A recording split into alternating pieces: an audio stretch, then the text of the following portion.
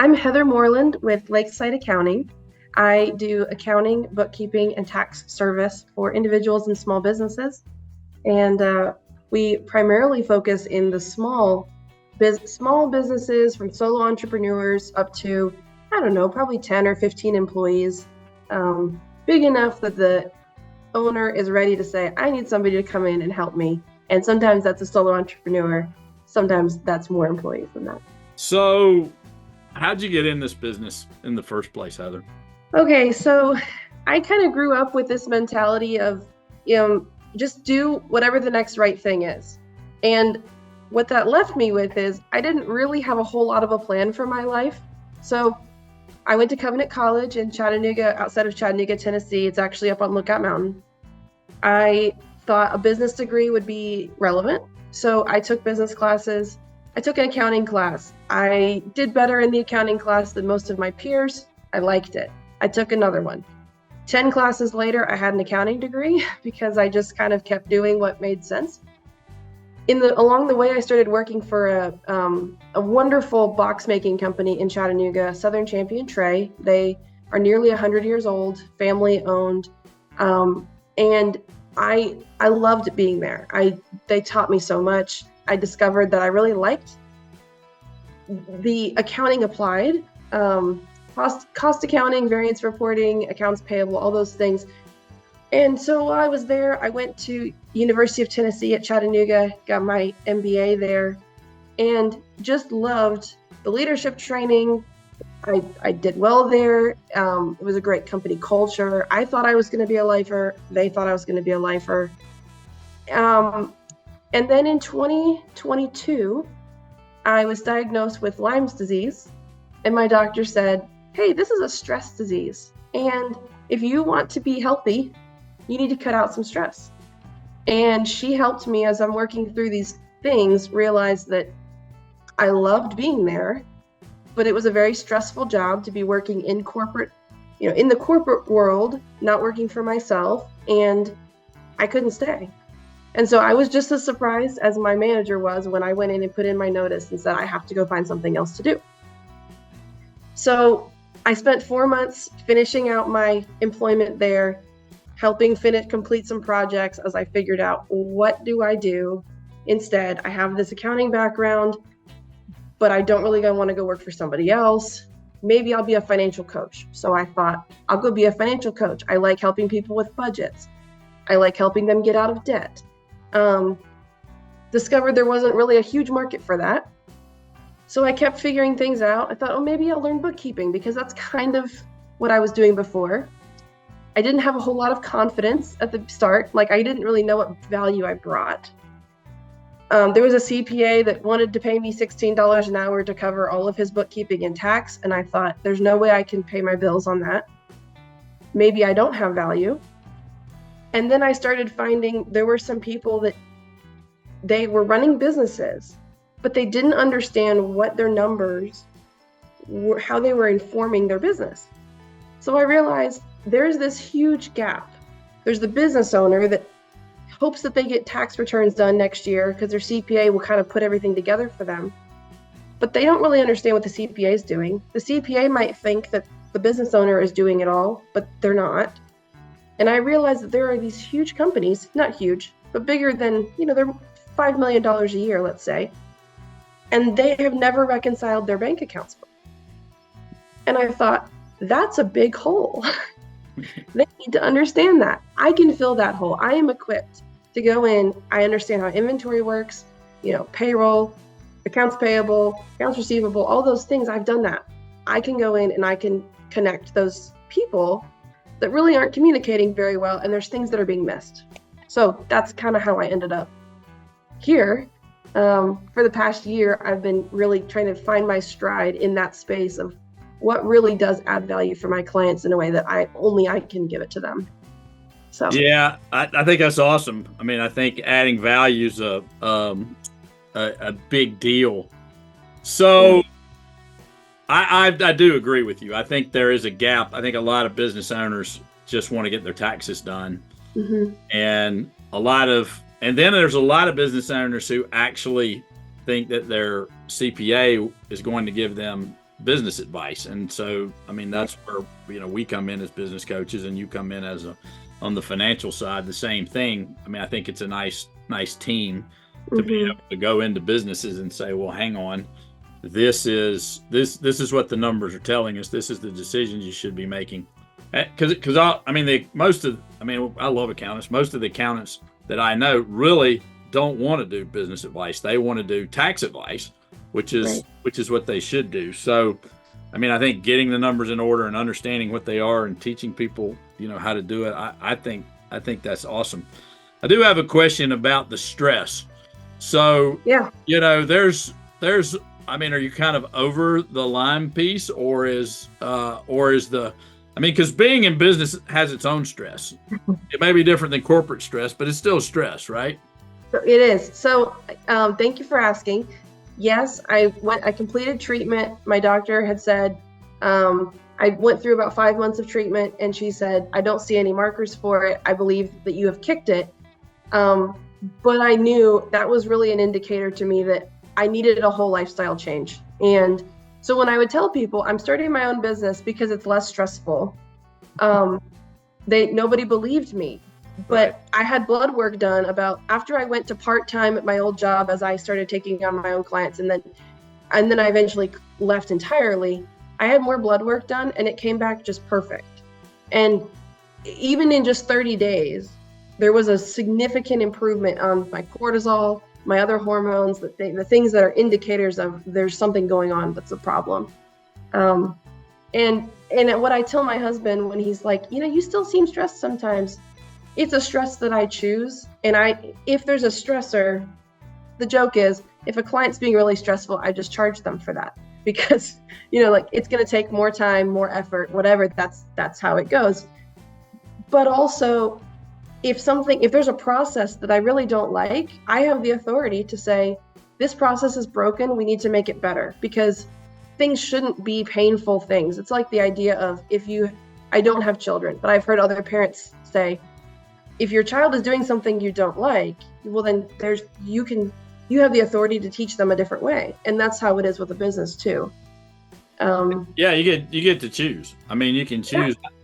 Yeah. And there's, not all stress is bad. No. I mean, so the stress that people think about that's bad is distress. There is something called eustress, eustress, which is good stress. It's sort of like the same stress you would use if you were lifting a weight. You would build up the muscle in your arm. That's good stress. And so it's interesting. So I think you're looking for those.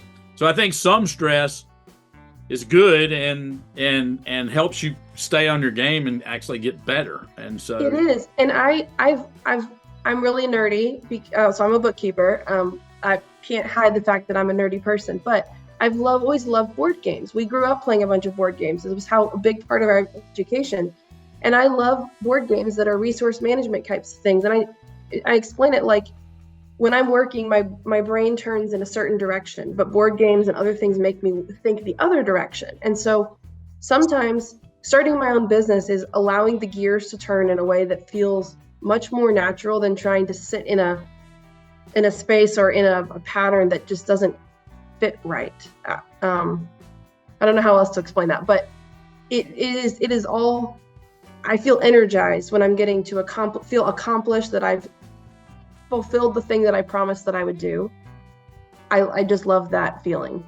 Yeah, I think board games are great. We have my family. I'm probably the least board gamey in my family, and I still play.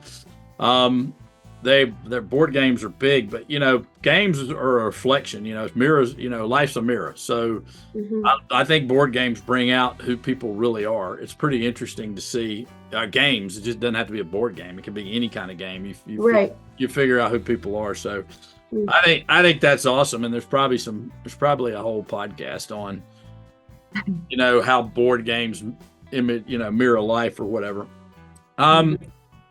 So what have been some of your wins in business? What have been some of your wins so far? I want to say that one of the best things that has happened is when I realized that I had more work than I was able to comfortably do on my own. I got to bring on a friend.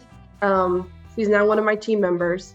and pull her out of a work situation that she was not excited about and say, I don't entirely know how I'm going to give you enough work at the beginning, but I'm just going to, if I can teach you how to do things and give you a better work-life balance and use the skills that you have, I will just go out and say yes to more people. And that learning how to bring on and start delegating, which is where coaching really has helped me the most, I think, is getting things out of my head onto paper so that I can give it to somebody else to do. And she's capable of doing it on her own if she wants to, but she would rather follow somebody that's just, I'm starting to catch my stride, we're figuring out the processes together, and she just loves getting to be part of it. And so I think a huge win has been starting to build a team that not only do I get to pour into my clients, but I get to pour into her and the other people on my team now. And that's just really rewarding. It really is. It's super cool to see other people excel on your team. It's so fun, and you can have a bigger impact too. Right. Yeah. And I want to pay my team well, and I do, and I want to give them things to achieve so that I can continue to pay them more because they're valuable. They're valuable as people, but also as my team members. And I want them the freedom that I've experienced being able to step away from my 9 to 5. I want them to feel that too, because I think it's important. And so I get to sit on the front seat of being able to just create a great space for people to be in. And that's a blessing that the Lord lets me see. Yeah, no, that's awesome. I think, a lot of people, or we talk to a lot of people that say, well, I just want to be here. But once they begin thinking it through and realizing that they can take those skills and have a much bigger impact on the world and change more lives and help more people if they are willing to build a team. So I do think it starts up here to decide, like, hey, this is a decision I want to make. So congratulations on that.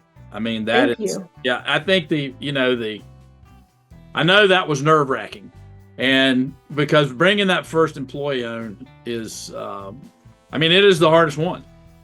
I mean, once you have an employee, then it's easier to get the second. Once you have 10 employees, it's way easier to hire 3 or 4. So, well, with wins, there's always challenges. So tell us about a challenge or two that you've faced and how you overcame it. So I would say my first challenge is one of my first clients, I got in way over my head. I now tell people that somebody's accounting books or lack thereof are like an onion, and you peel a layer and we cry a little bit and we keep peeling until we get to the bottom of everything. And sometimes a client will tell me, oh yeah, it's in order. I just need you to kind of spruce it up a little bit. Those are the ones I need to be most concerned about sometimes, because they think it's in order and it is just in shambles. And not because they've tried to make it in shambles. It's just they don't know. And they don't know what they don't know. That's just how it goes. So I got in way over my head. I overcommitted. And I finally had to go to him and say, if this is going to take way longer than what I thought, because here are all the things that I did not realize were issues, and we just have to clean them up in order. And now I know that when I go into somebody's books, I need to be more realistic about, hey, you have 8 months or 12 months or 3 years. Recently, I brought on somebody with 3 years of books that have never been done. Your taxes haven't been filed. This is not going to be a cheap project, but we're going to get to the end of it, and it's going to be better afterward. And I just have to be more realistic about what can I give somebody and in what time frame.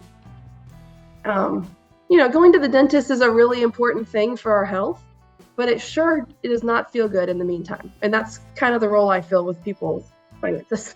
Yeah, it sounds like to me you handled it pretty well. Just leveled with them and said, hey, I can't continue to dig into this thing. And this is how much money it's going to cost. I don't really know. There's sort of no end in sight here until we get this thing out. And so, yeah, I think a lot of things get handled with clear communication. So, admittedly, I had to learn to not just be anxious about it and say, this is something that I just need to be transparent about it and have good integrity, because it just keeps getting worse. And it gets worse before it gets better. Yeah. And at the end of the day, if they're not willing to pay for it, I mean, they're going to have to pay somebody. So otherwise, so if they're not willing to pay you, that's okay. Because there are other people who will. Yeah, sure. So seems like that was a great lesson. It was. Yeah. And the other piece is, when I first brought my team member on and we started getting everything set up, I realized my IT group, I didn't have an IT manager at that point and managed services. And it started telling me, you need an admin to do that. And I said, I'm the admin. What am I not supposed to be doing? So I messed up all my IT, had to hire somebody to come in and put it all in order for me, because I just started getting locked out of all my stuff and I wasn't able to complete work for clients. And it was a challenge. It was an opportunity for sure. Yeah. So I learned that I do not want to do an IT manager role, and I respect that entirely. Yeah. So be EPIC is a acronym, and I'm just going to hit the EPIC part. But so what I'd like, it maybe some quick answers to this, and I'll just go through the things. So E stands for education. So what do you believe you're obviously well educated. What do you believe the importance of education is in business? So yes, it's important for me to have good education to be able to help my clients. But when I think about education in my business, it is my job to educate my clients. They need to know this stuff. This is so critical to their business succeeding that I need to be the one that, in simple terms, in warm, I don't want to be a cold, stodgy finance person. I am warm, I'm friendly, and I will help them learn because they need to know. Some people just want to delegate it to me, and that's okay, I'll do that. But my goal is always to give them what they need to help their business succeed. And sometimes that requires the hard truth of we have to teach you this. So a great client for you would be someone who actually wants education. Yeah, absolutely. Yeah. No, that's awesome. That's good to know. Because I believe that it's more than just, am I being compliant with the IRS? Yes, your taxes are important. I'm going to help make sure that those are correct. But that's just a side effect of good bookkeeping that allows you to run a good business. Awesome stuff. So the P in EPIC stands for planning. What do you believe the importance of planning is in business? It's one of my weaknesses that I'm learning. I really, growing up, didn't have a firm plan. I just kind of did the whole keep doing the next right thing. But now I'm learning that only gets you so far. So having a plan that's defined helps me evaluate whether something is actually working and whether I need to pivot. So early on, when I thought I was just going to be doing budget counseling for individuals, turned out that the market did not support that. I had to go find something else. And I'm glad to know now I have a budget that I go run my numbers against every month. Am I hitting my goals? How do I need to change? But the other thing about planning that I think is important is that I still leave room in my schedule for the relational needs that I want to be able to handle. So when my friend's nanny is sick, I go babysit her kids sometimes because I can do that. I don't have to ask anybody permission for that. And that's a big reason why I wanted to start my own business too. Yeah. A plan. I mean, you had a plan. The plan was do the next right thing. Right. It wasn't, but I mean, it wasn't the traditional plan of set a target and figure out the steps to get there, but it was still a plan. Right. That, I have this theory that, action probably trumps everything. Mm-hmm. And so as long as you're moving, you'll figure out some stuff. So sitting around, just thinking about it is great for a time, but at some point you got to take action. So doing the next right thing until you know what the right thing is probably a good plan. Sure. Yeah. So I definitely don't beat yourself up over that. So the I stands for inspiration. Where do you find inspiration? So I come from a family of entrepreneurs. My dad's a tile setter. My brother's a mobile mechanic. My uncle's own restaurants. So I was actually the weird one going to work for somebody else for 8 years. I love, I mean, people are like, what do you mean you have to ask permission to come home for a family birthday party, And so when I finally found that stride again and got out of it, I realized the Lord has given me the ability to take on the responsibility, to work with excellence. And when I serve my clients with integrity and excellence, when I create a good environment for my team, that's my highest calling, is to take care of my family and the people around me. And so when I'm now getting to serve people and network with people all over my community that I really disconnected from when I was working a corporate job for somebody else, because I had no reason to engage with them and I had no bandwidth for that. So I just picked up a client that has known me since I was 5 years old, because they're now part of my life again, and I get to re-engage with this whole portion of my life that I find really important. And to me, that's inspiring. Well, that's exciting, and that's awesome. All right, so the last is C, which stands for commitment. Yeah, I can tell that you're a committed person, and when you decide to do something, you're gonna figure it out. So let's talk a little bit about commitment. What does that mean to you? When I started bringing on team members, I decided that I needed to define what are the values that I hold really close, so that I could then say, this is not just Heather's values, but these are Lakeside's values. What are we going to hold ourselves to as a standard? And so there's 3 public ones and one that's really more for the team. But the first one is we work with integrity. We keep our commitments. What we say we're going to do, we're going to do. If something changes, we're going to let you know. The second thing is we keep short accounts. So that's kind of a pun, because we try and reconcile every month, but also we're going to keep short accounts with each other. And that's a commitment that we make to each other. And one of the best things that my manager at my old job told me early on was, you can assume that you and I are good relationally until you hear otherwise from me. And so even though I was anxious often about, oh no, something's stressful, am I the problem? She told me, you just ignore all that. You're doing great until I tell you otherwise. And so I try and do that with my team. Both, you assume that you're fine until you hear from me, and you can trust that when there is a problem, because it will happen sometimes, I will come to you and I will bring it up with you, because that's integrity to me. And then the third one is we are warm and friendly and encouraging to our clients and to each other. So if somebody says, hey, I don't understand this, we're going to explain it to you. We want to educate. We want to be a team member that is like, you need a cheerleader in your corner, we're going to do that with you. And then the fourth one, that's a primarily internal thing, is we balance the flexibility of, we are running our business, we have responsibility, but also we have families and we need to take care of ourselves. And it doesn't get to be something that consumes our lives. Even though as the owner, I'm kind of struggling to balance that sometimes. Yeah, well, you probably have the hardest time of anyone. Yeah. Because there's more responsibility there. So I usually ask a question like, for people who've been in businesses, like, what is something you wish you had known before you went into business?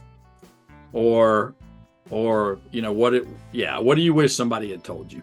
I wish somebody had told me that how much value there was going to be in networking and making people the focus.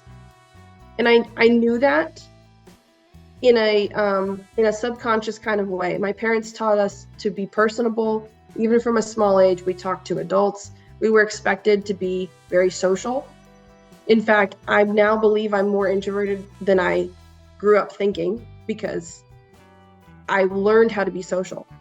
But that was an indicator that my parents taught me of, like, people need to be the focus. And after that, everything else kind of comes naturally. Starting out, I did try to network, but I didn't know how to do it very well. And so that's been a learning curve of, how do I make people the focus? And then the rest of it pans itself out later. That's awesome. So do you have any last thoughts or anything else you'd like to tell someone who's in business or thinking about being in business, or going the entrepreneurial route, I guess? I would say there is no shame in not doing for your accounting and your bookkeeping to not come naturally. That's okay. IT does not come naturally for me. Marketing does not. All kinds of things that I've had to learn, or I've had to bring somebody else in. There is no shame if you need to ask for help, because it is more important that you learn it and that you have it done well than that you just kind of don't tell anybody that you struggle with that, because most people, in my experience, do not like it. I'm the weirdo that likes it. That's why I'm here. That's why I have a job. But I do it to help take care of the people that don't. So that's the main thing. No, that's awesome. I think, everybody's got their strengths. And I think that's and that's why you need a team, whether you're a million employees or one employee. You still need a team because you can't be everything to everybody. So right. Super awesome. Well, thanks for being on. This has been great. This is super. There are a lot of lessons in here. Thank you, Bill. For people in business. Thank you. So until next time, all the best.